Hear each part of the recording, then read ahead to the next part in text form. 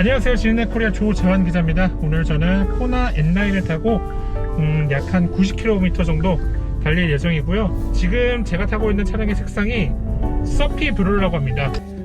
자, 코나 N9의 1.25인치 클러스터를 한번 볼게요.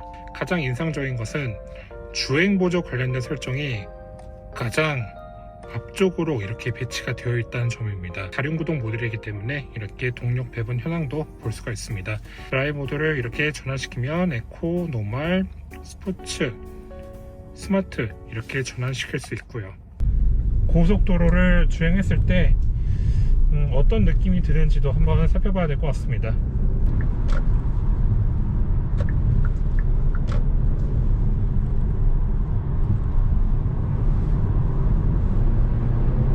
오, 반응 속도가 되게 빠른데요?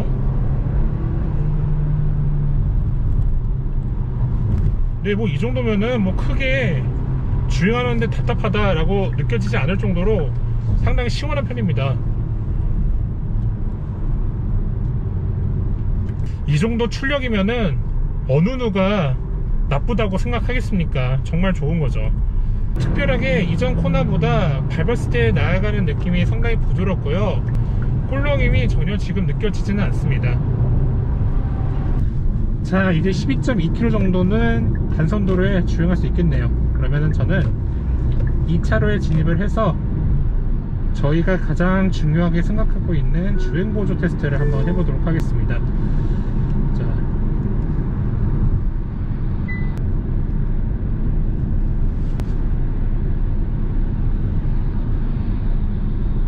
지금 일단은 차간거리를 4단계로 맞춰놓고 주행을 해보죠.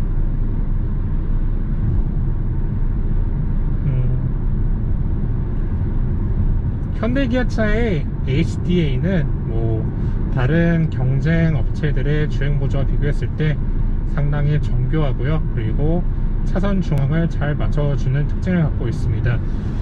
핸들을 잡으십시오 라고 나오는데요, 핸들을 잡지 않으면 어떤 경고가 나올까요?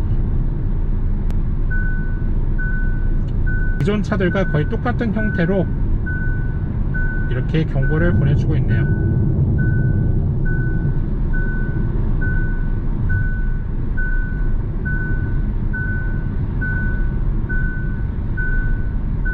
네, 경고가 좀 오래 지속되고 있네요.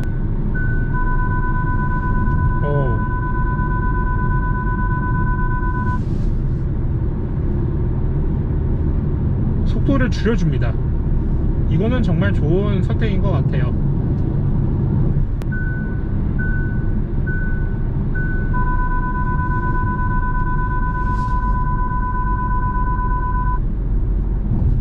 지금 가속 페달을 밟지 않고 있는데 완전한 정차를 유도시키는 게 아니라 살짝 브레이크를 밟고 그 상황에서 운전자가 스티어링을 잡으면은 곧바로 또 차 자체가 내가 설정했던 속도로 다시 복귀를 시킵니다.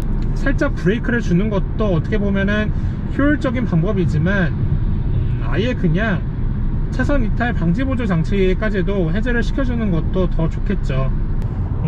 코나 N9 같은 경우는 스포츠 모드를 시행할 때 다양한 선택권을 주고 있습니다.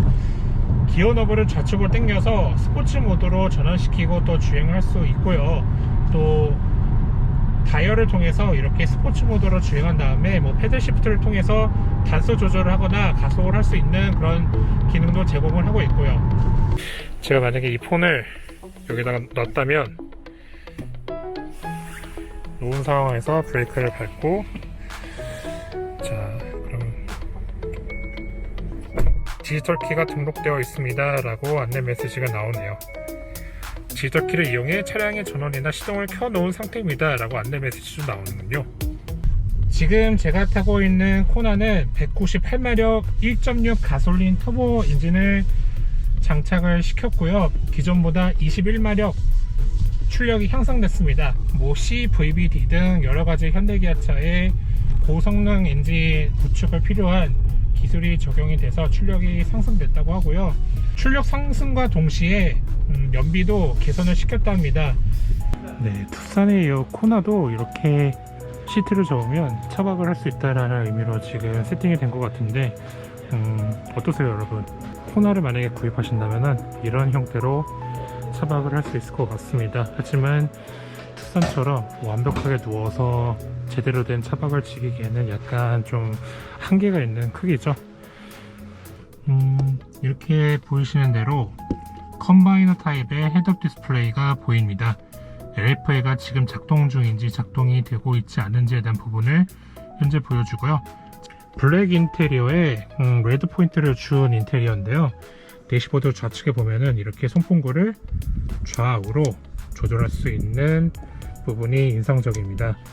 아래쪽으로 보면은 HUD를 작동시키거나 아니면 끌 수 있는 버튼, 라이트 버튼 등이 있고요. 그리고 좌측에는 기존 코너와 크게 차이가 없는 도어쪽 버튼 레버들이 있습니다. 그리고 스티어링을 한번 보시면은 3스포크 타입으로 되어 있는데 좌측에는 램석 인식, 여러가지 모드를 실행할 수 있고요. 또 L라인은 이렇게 패들 시프트가 마련이 되어 있습니다. LFA 관련된 버튼이 추가가 된 게 보입니다.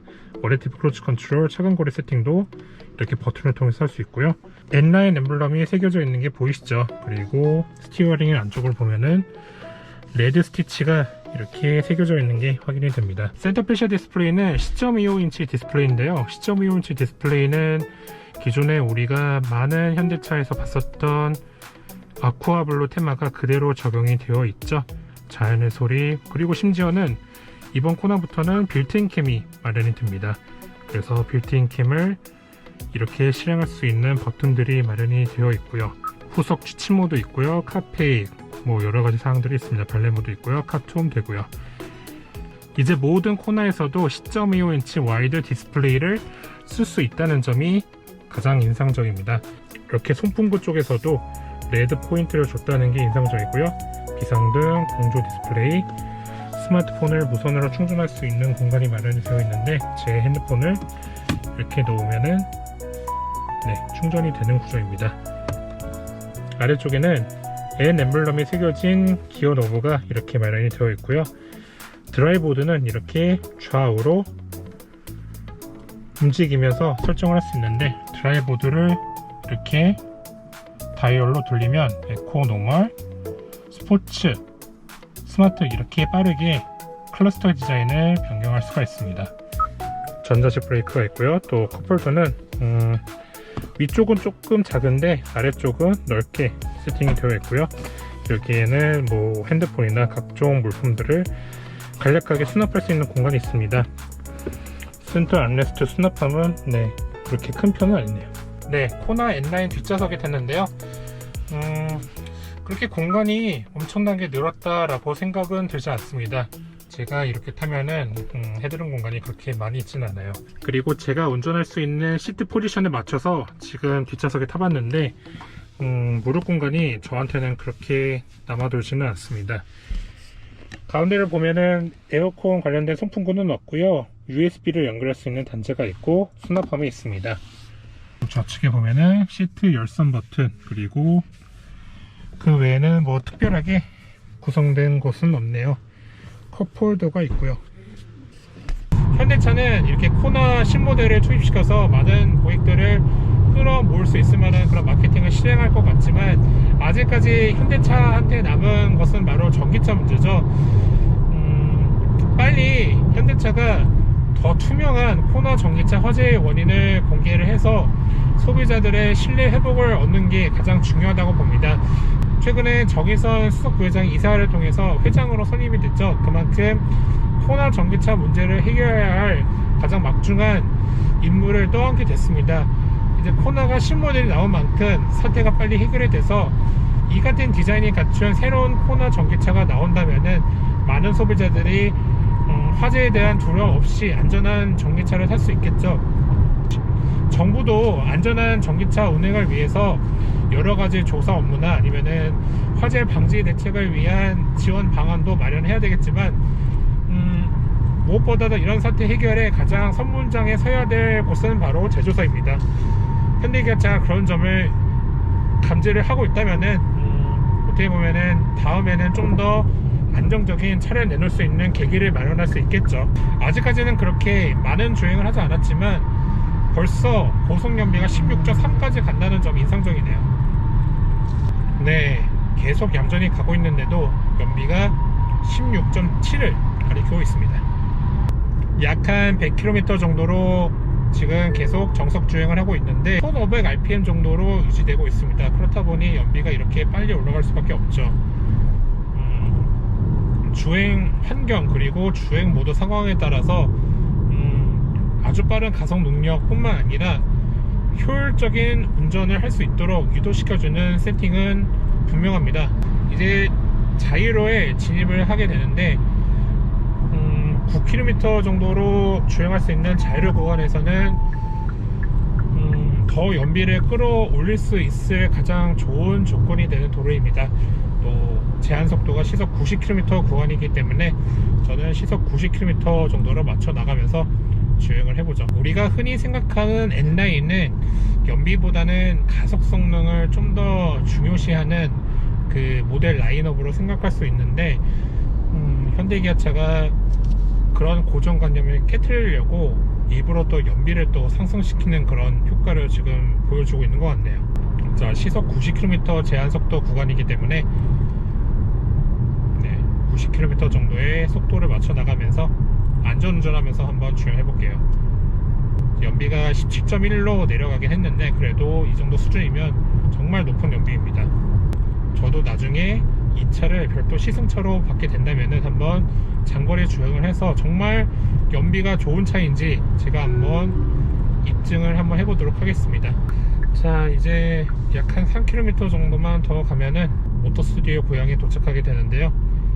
네, 연비가 17.1이었다가 모터스튜디오 고향을 향해 가는 킨텍스 RC에 도착하고 나니 17.6km로 올라갔네요. 이 정도면은 정말 좋은 수준이죠. 30km 주행한 결과 연비는 리터당 17.7로 나오네요. 네, 지금까지 더 뉴 코나 N라인을 타봤고요. N라인 뿐만 아니라 기회가 되려면은 하이브리드 차량을 한번 타볼 예정이고, N라인 차량을 다시 한번 빌려서 장거리 주행을 할 때 연비가 정말 17.8km 정도로 유지될 수 있는지 그 부분도 한번 나중에 반드시 한번 제가 체크해 보도록 하겠습니다. 지금까지 전 지니네코리아 조장기자였습니다. 감사합니다.